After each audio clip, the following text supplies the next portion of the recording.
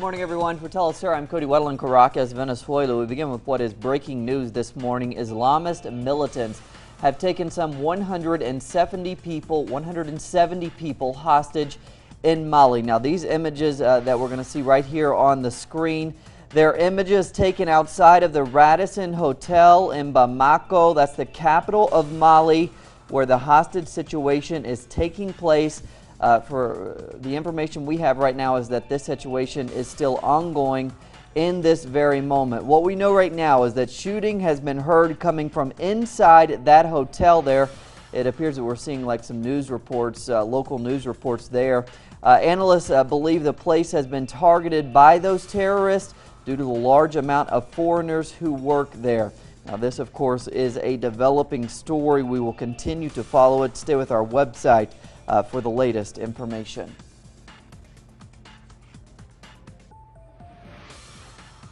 But now we turn to Venezuela. After teleSUR and The Intercept revealed new documents leaked by whistleblower Edward Snowden showing U.S. espionage against Venezuela's oil company PDVSA, reactions continue emerging. Now, as we have informed you on Thursday, the Venezuelan government issued an official complaint to the U.S. Embassy here in Caracas. The embassy said it was awaiting an official comment from the Department of State, but later they did respond. Now, they denied that the U.S. has any intentions of destabilizing the Venezuelan government and announcing the issue would be dealt with privately with Caracas. Our government will respond through diplomatic channels to the Venezuelan government. We will regularly review our policies for electronic surveillance. As a general rule, we don't comment publicly on every specific alleged intelligence activity. I would just say that this is something that we'll work through. Again, we'll work through diplomatic channels with Venezuela to address. Still in Venezuela now, opposition leaders, political opposition leaders met with the UNISUR mission that has arrived here to monitor elections. Just minutes after the meeting, opposition leaders said they were skeptical of the regional monitoring mission. Some analysts believe that the opposition's questioning the monitors is a political stunt to undermine the government. Now, elections, you'll remember, are set for December 6th. Former Uruguayan President José Mujica has criticized his former foreign minister, Luis Almagro, who is now head of the Organization for American States. Now, Mujica wrote a personal letter revealed by the weekly magazine Búsqueda. In the letter, Mujica publicly says goodbye to Almagro for criticizing the Venezuelan electoral system ahead of parliamentary elections. Argentina has closed its electoral campaign ahead of second round of voting that will be held on Sunday. Now, the country remains polarized as both candidates display two antagonistic development models. Our correspondent in Buenos Aires now with the latest on this election. According to leading economists and political analysts, the right-wing Cambiemos coalition, led by its presidential candidate, millionaire businessman Mauricio Macri, will direct its economic policy towards a return to the International Monetary Fund if it prevails in this Sunday's runoff. Everything they are promising to do goes in that direction. The issue on rates, for instance, where they have said that they will reduce subsidies to lower public spending, and they will reduce state contracting and cut down public employment to also lower spending. They are aligning themselves to the guidelines set by the IMF. They wish to return to being a qualified client or pupil, so the IMF enables them new loans. The incumbent Front for Victory acknowledges that Argentina will require more funding from abroad, but has said that in order to do that, the country must close the chapter on the vulture funds affair first, but only on terms that favour Argentina's economic well-being, adding that a return to IMF dependence and its conditionings is totally out of the question. Funding will only come via investment projects and with very specific funding for that. It will not make a return to the international capital market freely, let alone return to the conditionings of the IMF. They have made this very clear.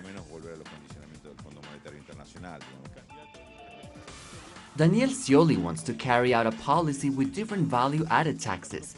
That is to say that he's proposing a modification to this country's taxation structure, which will permit pensioners to get a percentage of their purchases back. This can be done because there is no IMF interference at all. The thousands of Argentines who have taken to the streets to show Daniel Scioli and the FPV their support have widely said that they are against a return to neoliberal economic policy, which always includes IMF intervention on a sovereign country's finances. A return to the IMF is like going back to when the youth of this country thought that their brighter future was beyond the international airport. It's like going back to when they thought that a better horizon was beyond our borders, not just Argentina, but beyond our Patria Grande, because as the IMF advances in a region, it advances on it as a whole, which will start with a plan of neoliberal restoration in all of the region. We're seeing how it is wanting to advance in Brazil, so if it advances in Brazil and in Argentina, it will demolish everything that has been achieved, but we won't let that happen. Specialists say that if Mauricio Macri wins this Sunday's runoff, he and his advisors already have the mechanism required to gain new finance from the IMF in mind and ready to go. They plan to surrender to the vulture funds and pay what New York Judge Thomas Griesa has ordered. Other creditors, known as the Me Too creditors, will want the same treatment, and Argentina would potentially have to pay up approximately $20 billion, putting massive strain on the country's reserves, which would inevitably lead to a new bailout package from the IMF and its interference in Argentina's economic policy. Leo Politico Uti, TeleSUR, Buenos Aires. The Colombian military killed one campesino after attacking a rural town in the Cauca province.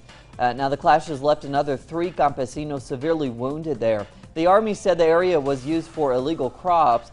However, human rights activists criticized the brutality of that attack. According to locals, the army burnt crops and arbitrarily entered the homes of residents.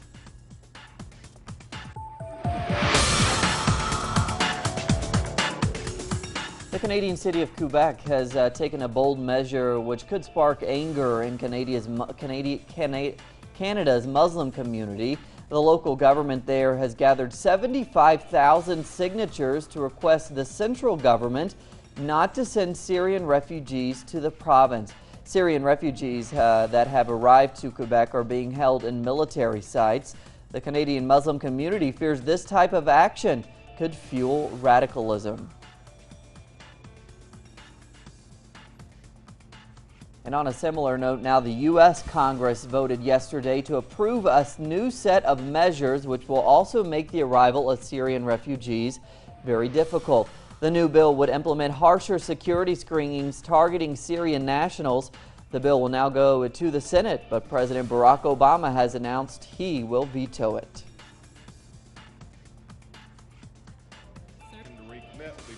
A group of former U.S. military men are criticizing the U.S. government's drone strike program. The former drone operators say that the strategy of bombing through drones is only fueling radicalization in the countries where it is implemented. Now, the men were joined by the director of the film Drone, as it's called, which will be premiered in the United States. As the Intercept drone papers revealed, 9 out of 10 strikes kill the wrong people. And most of the people killed in the U.S. drone strikes are civilians.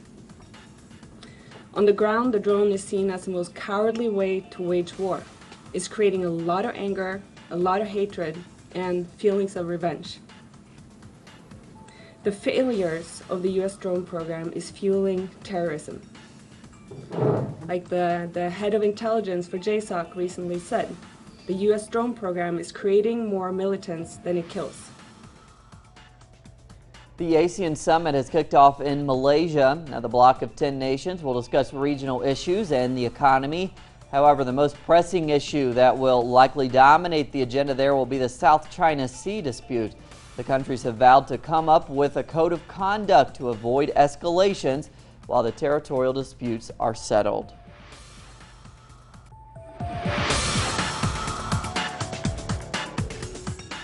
In Bolivia, some women there are making their mark in the world of wrestling. Indigenous women wearing traditional clothing there. They put on a wrestling show every Sunday afternoon in El Alto, facing off against each other and even facing off against male wrestlers. We see there It's called Cholita Wrestling and is inspired by America's WWE and also by Mexico's famous Lucha Libre.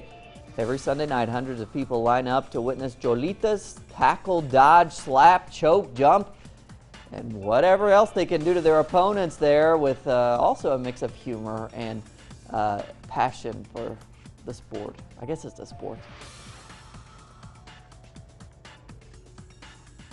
We have an update for you on our top story, that hotel under where hostages were taken in Mali. We now know authorities there have raided that hotel. At least 80 people have escaped. There's also information emerging from wire reports, particularly Reuters, that the attackers there were speaking English. We will continue to follow the latest on that developing story. Check our website for the latest, telesurtv.net/English. Also check us out on Instagram, Facebook, and Twitter. For teleSUR English, I'm Cody Weddle. We'll see you back here in just a few hours.